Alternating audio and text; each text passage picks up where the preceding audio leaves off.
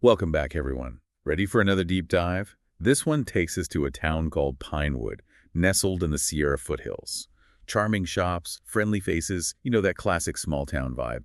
But as we're about to find out, even in a place like Pinewood, there are secrets lurking beneath the surface. It's so true. You think of small towns, you think of safety, community, that sense of everyone knowing everyone. But what happens when that sense of security is shattered? That's what makes this story so captivating. Exactly, and that's precisely what happened with the disappearance of Leela Green. It was homecoming week, the whole town was buzzing with excitement, and then, just days before the big game, this 16-year-old vanished without a trace. 16, imagine that, just starting her life, full of dreams and potential. It's the kind of case that really gets to you, especially in a close-knit community like Pinewood. Absolutely. And to add another layer to this already intriguing story, the investigation is led by Detective Claire Mason, who actually grew up in Pinewood. So she's not just an outsider looking in, she's deeply connected to this town and its people. It's a tough position to be in, don't you think? Trying to remain objective while also dealing with the weight of personal connections and the pressure to protect her hometown's image. It's a delicate balance for sure. All right, let's set the scene. Friday night, October 12th. Homecoming week is in full swing, and Leela, a dedicated athlete on the school's track team, decides to go for her usual run in the woods near her home. Seems like a pretty normal thing for a teenager to do, right? A simple run on a Friday night, but of course, in hindsight, it becomes the starting point of a nightmare. Right, so around 6 p.m., as the sun starts to set, Leela heads out. She's wearing her usual running gear, a bright red top and black leggings. Her parents are busy with homecoming preparations, and they don't think much of it when she doesn't show up for dinner right away. It's not unusual for her to be out running a bit later, but as the evening goes on and Leela still isn't home and she's not answering her phone, well, her mother, Linda, starts to worry. That feeling, when concern turns into full-blown panic, it's every parent's worst nightmare. By 8 p.m., Linda's fear has taken over, and she calls the police. That's when Detective Mason gets involved, and she quickly realizes that this isn't just a case of a teenager staying out late. Something's not right. A missing teenager. Homecoming week. A town on edge. It's a recipe for chaos. And the search begins. Volunteers, police, everyone's out looking for Leela. Flyers with her picture are everywhere you look. The whole community is desperate to find her. But as hours turn into days, the hope starts to dwindle. And then comes a chilling discovery. A couple walking their dog deep in the woods stumbles upon something that sends shivers down their spines. Leela's bright red running shoes abandoned on a secluded path. Imagine that. Those shoes, so vibrant, so full of life, now lying empty in the middle of nowhere. It's a haunting image, and it immediately raises the stakes. The location itself adds to the unsettling feeling. The sources describe a clearing where the moonlight filters through the trees, creating an eerie, almost otherworldly atmosphere. And the fact that the shoes were found so far off the main trails, it suggests that Leela didn't just get lost or change her mind about her run. It definitely points to something more deliberate, something much darker. So Detective Mason starts digging into Leela's life, trying to piece together what might have happened. She interviews friends, classmates, teachers, anyone who might have information. And at first, the picture that emerges is of a popular, driven girl with a bright future. He's a star athlete, a top student, seemingly has it all. But as Mason probes deeper, some cracks start to appear in this seemingly perfect facade. There are whispers of jealousy, of rivalries, even hints of a recent argument with another girl on the track team. High school, right? All those pressures, the competition, the drama, it can be a breeding ground for some pretty intense emotions. And just to add another layer of complexity to this whole situation, we have Mayor Tom Whitmore. He's extremely concerned about Pinewood's image, and he seems to be subtly, but very insistently, pressuring Detective Mason to focus the investigation outward. It's like he's more worried about the town's reputation than about finding Leela. Power and image, they can be incredibly powerful motivators, especially in a small town where everyone knows everyone. Makes you wonder what lengths someone might go to protect their version of the truth. Then there's Jake Carter, the town's beloved football coach. He was a mentor figure to Leela, but as the investigation unfolds, rumors of a different kind of relationship between them start to surface. The kind of rumors that can spread like wildfire in a small town and completely destroy someone's reputation. Jake vehemently denies any wrongdoing, of course. But the suspicion lingers, adding yet another layer of intrigue to this already complex case. And as the days turn into a week and there's still no sign of Leela, the tension in Pinewood becomes almost unbearable. The fear, the uncertainty, it's palpable. It's a heavy weight to carry for an entire community, not knowing what happened to one of their own. And then, just when it seems like the case might go cold, another chilling discovery is made. Search dogs lead investigators to a secluded part of the woods, even deeper than where the shoes were found. And there, in a clearing, they discover a freshly dug, shallow grave. Oh, wow. That's a game changer. It's no longer just a missing person case. It's a potential homicide investigation. And in that grave, investigators find something that confirms their worst fears. A piece of Leela's clothing, her favorite jacket, torn and stained. It's a devastating discovery, and it makes it clear. Leela is most likely no longer alive.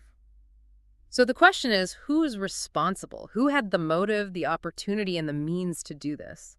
And that's where things get really interesting. Because with this grim finding, the list of potential suspects comes into sharp focus.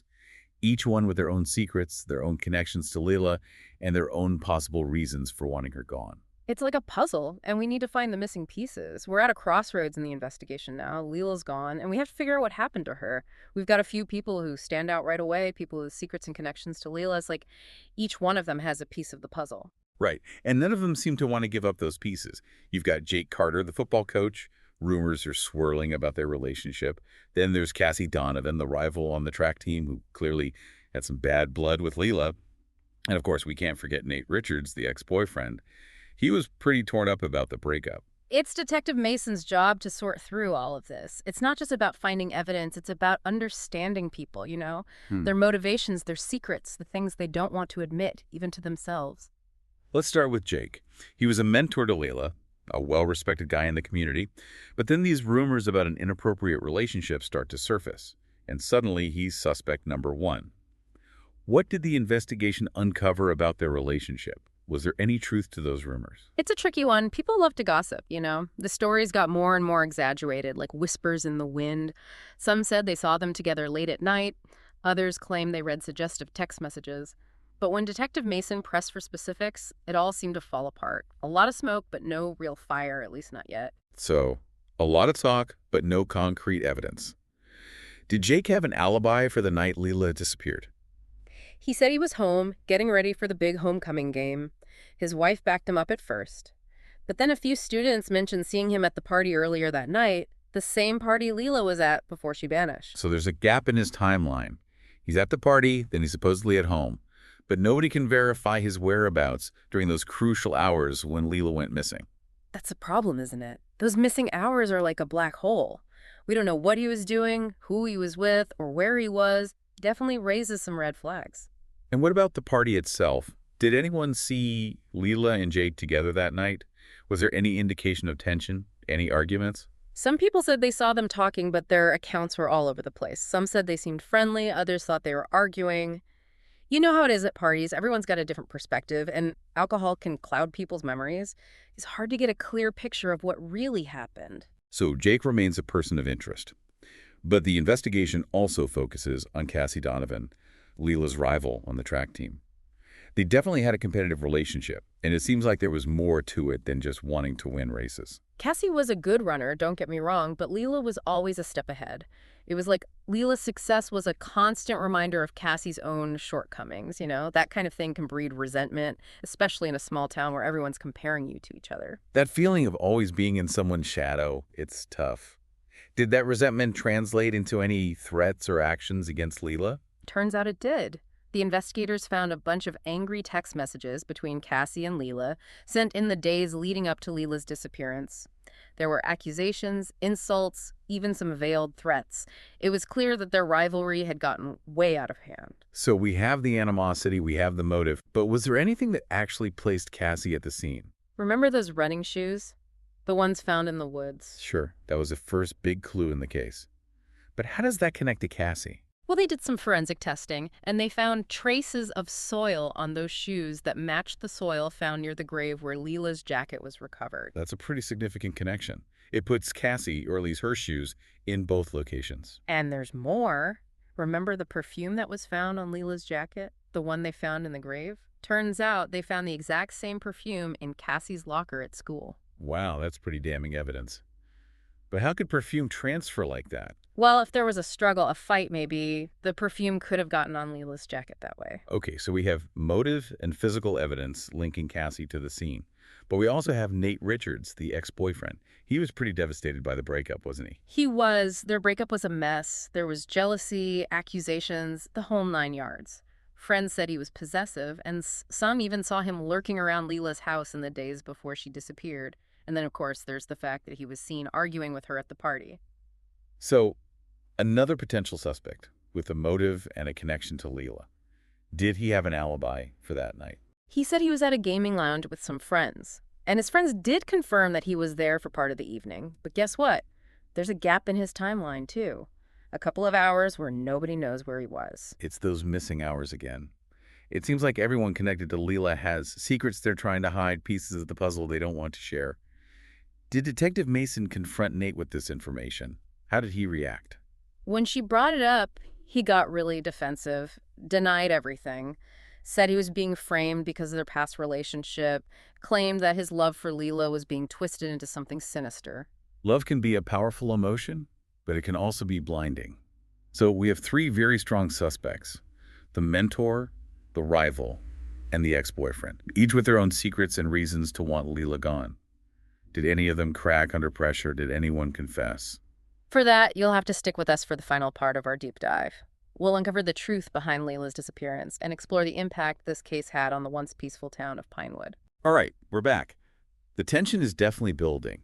We've explored this seemingly perfect town, uncovered all these secrets, and we have three really strong suspects, each one with their own reasons for wanting Leela gone. But the question remains, who was actually responsible for her death? This is the moment of truth, right? All the speculation, the theories, it all comes down to this.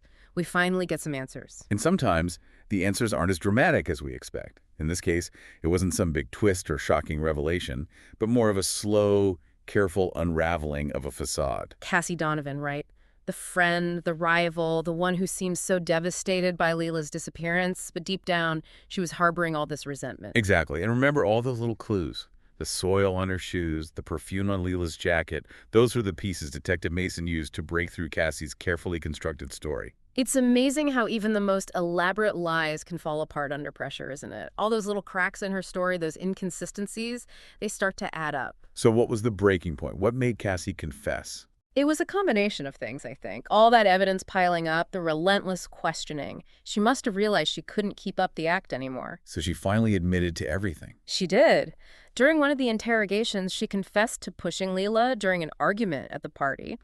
She said they were fighting, things got heated, and in a moment of anger, she just shoved her. And that push, as we now know, sent Leela tumbling down that embankment where she hit her head and died. Yeah, it was a terrible accident, fueled by anger and rivalry. Cassie panicked and ran. She didn't even check on Leela. She just left her there.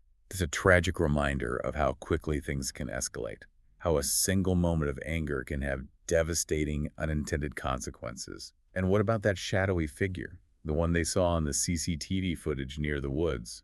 Did Cassie's confession shed any light on that? Nope. That part remains a mystery. Some people think it was just a coincidence, someone else who happened to be in the area that night, but we'll probably never know for sure. It's like a loose end in the story, something that will always be left to our imaginations.